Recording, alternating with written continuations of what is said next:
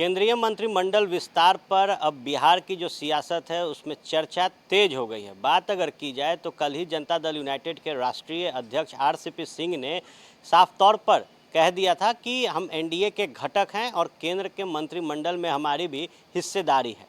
हालांकि जब 2019 में ये सरकार बनी एनडीए की, उस दौरान जनता दल यूनाइटेड का केंद्रीय मंत्रिमंडल में 2 सीटों पर दावा ठोका जा रहा था, जिसके बाद मुख्यमंत्री नीतीश कुमार ने फैसला किया कि वो मंत्रिमंडल में नहीं रहेंगे। कारण था कि भारतीय जनता पार्टी द्वारा उन्हें एक ही सीट दी जा रही थी। और अब जब मंत्रिमंडल विस्तार हो रहा है तो जो सियासी बयान है वो तेज़ी से चल रहे हैं। इसी क्रम में आज जनता दल यूनाइटेड के प्रदेश अध्यक्ष उमेश कुशवाहा ने भी कहा कि हमारी हिस्सेदारी है केंद्र में और इस बात पर मुहर हमारे नेता लगाएंगे कि कितनी मंत्री पद की जो सीटें हैं हमें दी जाएगी।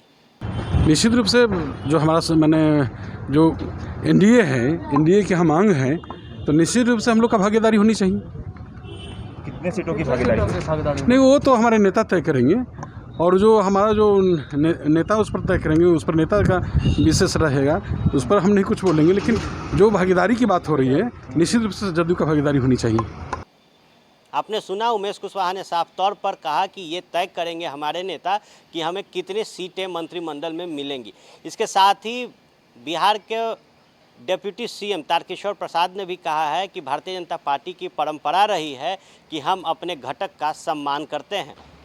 उन्होंने साफ तौर पर उस दौर को याद करवाया जब अटल बिहारी वाजपेयी के नेतृत्व में 24 घटक के साथ एनडीए की सरकार बनी थी।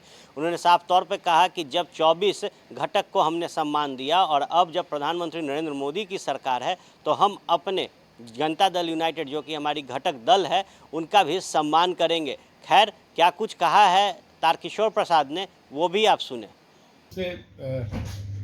हम एनडीए के बैनर पर केंद्र में भी और राज्य में भी सरकार चला रहे हैं और एनडीए के हमारे जो घटक दल हैं, स्वाभाविक तौर पर उन्हें शामिल करना चाहिए और उन्हें सम्मान देने की हमारी परंपरा रही। आपने देखा होगा कि स्वर्गीय अटल बिहारी वाजपेयी के नेतृत्व में जब 24 दलों की एनडीए की सरकार बनी थी तो उस समय के तत्कालीन प्रधानमंत्री, जिनके नेतृत्व में देश आगे बढ़ा है, स्वर्गीय अटल बिहारी वाजपेयी जी ने सभी दलों को सम्मान दिया और सभी दलों के माननीय सांसद उसमें केंद्रीय मंत्रिमंडल में भी शामिल थे और बेहतर ढंग से सरकार चली। और भारत के यशस्वी प्रधानमंत्री श्री नरेंद्र मोदी जी इन सारी चीज़ों का बेहतर ध्यान भी रख रहे हैं और निश्चित तौर पर जब मंत्रिमंडल का विस्तार हो तो उसमें जदयू घटक दल के रूप में उनके मंत्री भी शामिल होंगे तो ये तो अच्छी बात है।